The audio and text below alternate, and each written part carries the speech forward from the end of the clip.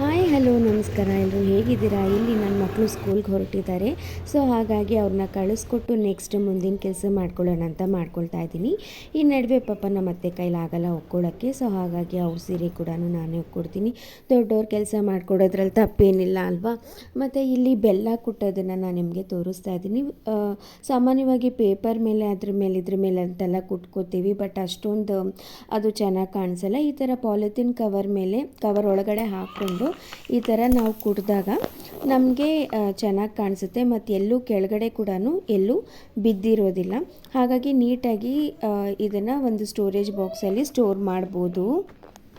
Next time ಮಾಡುವಾಗ ತುಂಬ use ಆಗುತ್ತೆ. ಮತ್ತು ಇಲ್ಲಿ ನಾನು ನಿಮಗೆ ಮ್ಯಾಗಿ ಅವ್ರದ್ದು ಪಾಸ್ತಾದು ತೋರಿಸ್ತಾ ಇದ್ದೀನಿ. ಇದು ಸೂಜಿ ರವಲ್ಲಿ ಮಾಡಿರೋದು ಅಂತ ನೋಡಿ ನಾನು ತೊಗೊಂಡೆ. ಇದು ತುಂಬಾ ಚೆನ್ನಾಗಿ ಬಂತು, ಚೆನ್ನಾಗಿದೆ. ಯಾವಾಗಾದರೂ ಒನ್ಸ್ ಇನ್ ಅ ವೈಲ್ ಮಕ್ಕಳಿಗೆ ಕೊಡೋದ್ರಲ್ಲಿ ತಪ್ಪೇನಿಲ್ಲ, ಬಟ್ ರೆಗ್ಯುಲರ್ ಆಗಿರಬಾರ್ದು. ಸೊ ಹಾಗಾಗಿ ಯಾವಾಗಾದರೂ ಒಂದು ಸಲ ಮಾಡಿಕೊಡೋಣ ಅಂತ ಮಾಡಿಕೊಟ್ಟೆ. ಇದೇ ಫಸ್ಟ್ ಟೈಮ್ ನಾನು ಮಕ್ಕಳು ಕೊಟ್ಟಿದ್ದು, ತುಂಬಾ ಚೆನ್ನಾಗಿತ್ತು.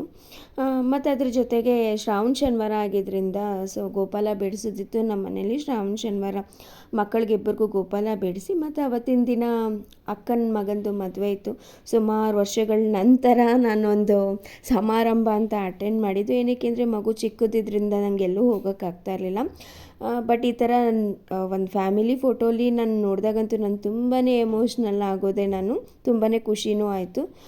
ಅಲ್ಲಿಂದ ಬಂದಾದಮೇಲೆ ಮತ್ತು ಇದು ಸ್ಟೋರೇಜ್ ಬಾಕ್ಸಸ್ಸು, ಫ್ರಿಜ್ಜಲ್ಲಿ ಇಡೋವಂಥ ಸ್ಟೋರೇಜ್ ಬಾಕ್ಸಸ್ ಇದು.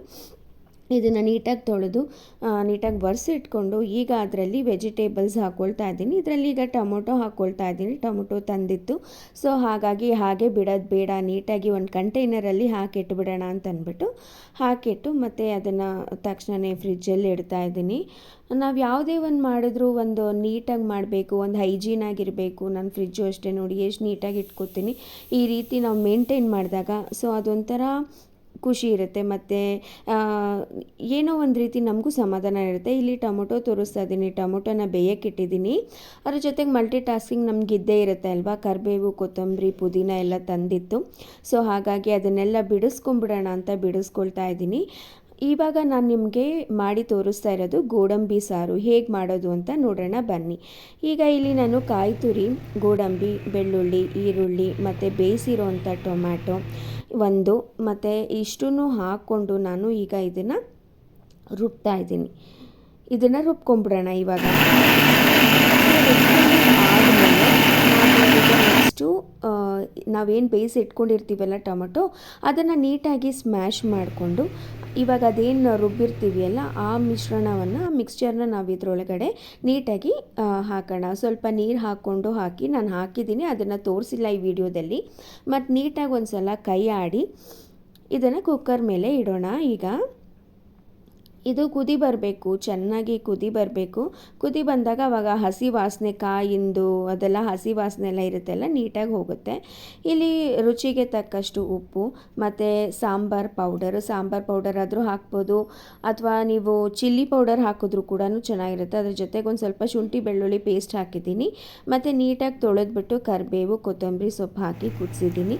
ಮತ್ತು ಇಲ್ಲಿ ತುಪ್ಪದ ಒಗ್ಗರಣೆ ಹಾಕಿದ್ದೀನಿ. ತುಪ್ಪ, ಸಾಸಿವೆ, ಜೀರಿಗೆ, ಇಂಗು ಹಾಕ್ಬಿಟ್ಟು ಅದೊಂಥರ ಘಮ ತುಂಬಾ ಚೆನ್ನಾಗಿರುತ್ತೆ. ಹಾಕ್ಬಿಟ್ಟು ಬಿಸಿ ಅನ್ನಕ್ಕೆ ನೀವು ಈ ಸಾಂಬಾರು ಹಾಕ್ಕೊಂಡು ತಿಂದರೆ ಎಷ್ಟು ಚೆನ್ನಾಗಿರುತ್ತೆ ಅಂದರೆ ಅಷ್ಟು ಚೆನ್ನಾಗಿರುತ್ತೆ. ಅದ್ರ ಜೊತೆಗೆ ಸಬ್ಬಕ್ಕಿ ಸಂಡಿಗೆ ಬೇರೆ ಕರೆದಿದೆ, ತುಂಬಾ ಚೆನ್ನಾಗಿರುತ್ತೆ. ನೀವು ಒಂದು ಸಲ ಟ್ರೈ ಮಾಡಿಬಿಟ್ಟು ಹೇಗೆ ಬಂತು ಅನ್ನೋದನ್ನು ನನಗೆ ಹೇಳಿ. ಗೋಡಂಬಿ ಸಾರಂತೂ ಎಷ್ಟು ಚೆನ್ನಾಗಿರುತ್ತೆ ಅಂದರೆ ಅಷ್ಟು ಚೆನ್ನಾಗಿರುತ್ತೆ. ನಮ್ಮ ಮನೇಲಿ ಮಕ್ಕಳು ಎಲ್ಲರೂ ತುಂಬ ಇಷ್ಟಪಟ್ಟರು. ತುಂಬ ಚೆನ್ನಾಗಿದೆ, ಸೂಪರ್ ಆಗಿದೆ. ನೀವು ಒಂದ್ಸಲ ಟ್ರೈ ಮಾಡಿ. ಸೊ ಇದಿಷ್ಟೆಲ್ಲ ಆದಮೇಲೆ ಹಾಗೆ ಬಿಟ್ಬಿಡೋಕ್ಕಾಗತ್ತಾ. ಸೊ ಎಲ್ಲ ಮಾಡಿ ಮುಗಿಸಿ ಆದಮೇಲೆ ಸ್ಟವ್ನ ನೀಟಾಗಿ ಇಲ್ಲಿ ಕ್ಲೀನ್ ಮಾಡ್ಕೊಳ್ತಾ ಇದ್ದೀನಿ. ಎಷ್ಟು ಹೈಜೀನ್ ಆಗಿದ್ದರೂ ಕೂಡ ಕೆಲವೊಂದು ಸಲ ಎಲ್ಲೋ ಒಂದು ಕಡೆ ಏನೋ ಒಂದು ಆಗುತ್ತೆ ಅಲ್ವಾ.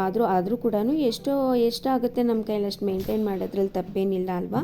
ಹಾಗಾಗಿ ಮಿಕ್ಸಿಗೆ ಹಾಕಿದೆ ಅಲ್ವಾ, ಮಿಕ್ಸಿ ಕೂಡ ನೀಟಾಗಿ ಕ್ಲೀನ್ ಮಾಡ್ಕೊಳ್ತಾ ಇದ್ದೀನಿ. ಮತ್ತು ಇದು ಇಂಡಕ್ಷನ್ ಸ್ಟವ್ ಆವಾಗವಾಗ ಯೂಸ್ ಮಾಡ್ತೀನಿ, ಹಾಗಾಗಿ ಅದನ್ನು ಕೂಡ ನೀಟಾಗಿ ಇಲ್ಲಿ ಒರೆಸಿ ಇಟ್ಕೊಳ್ತಾ ಇದ್ದೀನಿ. ನಾನು ಇದನ್ನು ತೊಗೊಂಡು 6 ಇಯರ್ಸ್ ಆಯಿತು ನೋಡಿ. ಇನ್ನು ಹೊಸದಾಗಿ ಎಷ್ಟು ನೀಟಾಗಿದೆ. ನಾವು ಹೇಗೆ ಮೇಂಟೈನ್ ಮಾಡ್ತೀವಿ ಅದ್ರ ಮೇಲೆ ಹೋಗುತ್ತೆ ನಾವು ಇಟ್ಕೊಳ್ಳೋವಂಥ ವಸ್ತು ಕೂಡ.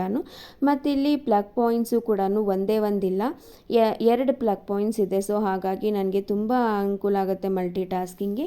ಇಲ್ಲಿ ಮಿಕ್ಸಿ ಹಿಂದೆ ನಾನು ಚಾಪಿಂಗ್ ಬೋರ್ಡ್ ಇಟ್ಕೊಂಡಿದ್ದೀನಿ, ಈಸಿ ಆಗುತ್ತೆ ನನಗೆ ಬೇಗ ಬೇಗ ತಕ್ಷಣ ತೊಗೊಂಡು ಕಟ್ ಮಾಡ್ಕೊಳ್ಳೋಕ್ಕೆ ಅಂತ. ಈಗ ನೋಡಿ ಕೌಂಟರ್ ಟಾಪ್ ಎಲ್ಲ ಎಷ್ಟು ಚೆನ್ನಾಗಿದೆ ನೋಡಿ, ಸ್ಟವ್ ನೀಟಾಗಿ ಕ್ಲೀನ್ ಮಾಡಾದ್ಮೇಲೆ ಎಷ್ಟು ಚೆನ್ನಾಗಿ ಕಾಣಿಸುತ್ತೆ ಅಲ್ವಾ. ಮಿಕ್ಸಿನೂ ಅಷ್ಟೇ, ಮತ್ತು ಇಂಡಕ್ಷನ್ ಇಲ್ಲ ಅಂತಂತಂದರೆ ಅದೇನೋ ಒಂಥರ ಇದ್ರ ಥರ ಅಂಟು ಥರ ಕೂತ್ಕೊಂಡ್ಬಿಡುತ್ತೆ. ನಂಗೆ ಅದನ್ನು ನೋಡಿದಾಗೆಲ್ಲ ಒಂಥರ ಅನ್ನಿಸ್ತಾ ಇರುತ್ತೆ. ನನ್ನ ಕೈಲಂತೂ ಹಾಗಿರೋಕ್ಕಾಗಲ್ಲ, ಅದಕ್ಕೆ ತಕ್ಷಣ ಕ್ಲೀನ್ ಮಾಡಿಬಿಡೋಣ ಅಂತ ಕ್ಲೀನ್ ಮಾಡಿಬಿಡ್ತೀನಿ. ಈ ಥರ ನೋಡಿದಾಗ ನಮಗೂ ಎಷ್ಟೋ ಫ್ರೆಶ್ ಅನಿಸುತ್ತಲ್ಲ, ಮತ್ತು ಬೆಳಗ್ಗೆ ಎದ್ದು ಬಂದಿದ ತಕ್ಷಣ ನೋಡಿದಾಗ ಎಷ್ಟು ಚೆನ್ನಾಗಿ ಅನಿಸುತ್ತೆ ಅಲ್ವಾ. ಮತ್ತು ಆ ಕುಕ್ಕರಲ್ಲಿ ಇದ್ದಿದ್ದೆಲ್ಲ ನಾನು ನೀಟಾಗಿ ಒಂದು ಪಾತ್ರೆಗೆ ಟ್ರಾನ್ಸ್ಫರ್ ಮಾಡಿಕೊಂಡು ಮಿಕ್ಕಿದ ಸಾಂಬಾರು ಮತ್ತು ರೈಸು ಎಲ್ಲನೂ ಈ ರೀತಿ ಒಂದು ಪಕ್ಕಕ್ಕೆ ಇಡ್ತಾ ಇದ್ದೀನಿ. ಎಷ್ಟು ಚೆನ್ನಾಗೂ ಕಾಣಿಸುತ್ತೆ ಮತ್ತು ನೀಟಾಗಿ ಆ ಕುಕ್ಕರಲ್ಲಿ ಹಾಗಾಗಿ ಇಟ್ಟರೆ ಒಂಥರ ಅಸಹ್ಯ ಅಂತಲೂ ಅನಿಸುತ್ತೆ ಅಲ್ವಾ. ಅದಕ್ಕೋಸ್ಕರ ಹೇಗೆ ಅನ್ನಿಸ್ತು ನಿಮಗೆ ಈ ವಿಡಿಯೋನ ಅಂತ ನನಗೆ ಕಮೆಂಟ್ ಮಾಡಿ ಅಂತ ಹೇಳ್ತಾ ನಾನು ಈ ವಿಡಿಯೋನ ಇಲ್ಲಿಗೆ ಎಂಡ್ ಮಾಡ್ತಾ ಇದ್ದೀನಿ. ಮತ್ತು ಇನ್ನೊಂದು ಇಂಟ್ರೆಸ್ಟಿಂಗ್ ವಿಡಿಯೋಂದಿಗೆ ಮತ್ತೆ ನಿಮ್ಮನ್ನು ಭೇಟಿ ಮಾಡ್ತೀನಿ. ಅಲ್ಲಿವರೆಗೂ take care, bye, love you all.